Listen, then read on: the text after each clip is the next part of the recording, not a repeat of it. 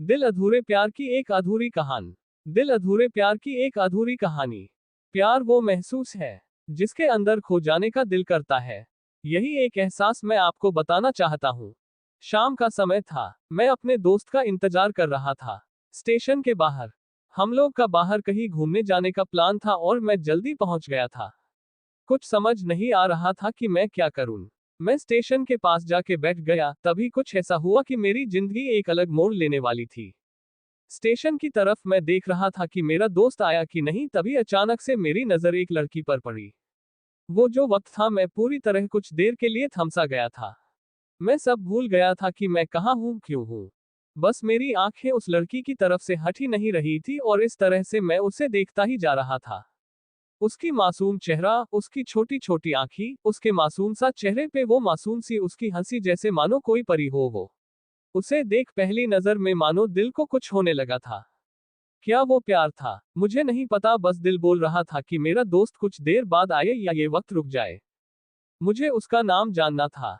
उसके बारे में बहुत कुछ पता करने को दिल कर रहा था, लेकिन कैसे करूं ये समझ ही नहीं आ रहा था। जब कुछ समझ नहीं आया तब मैंने बस भगवान से प्रार्थना किया कि मुझे ये लड़की मेरी जिंदगी में चाहिए।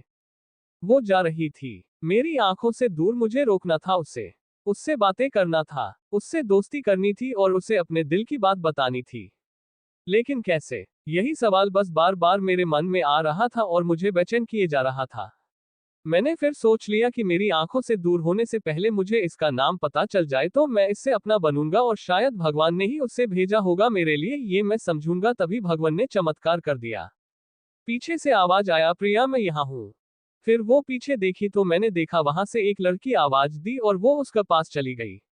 तभी मैं समझा उस लड़की का नाम प्रिया था।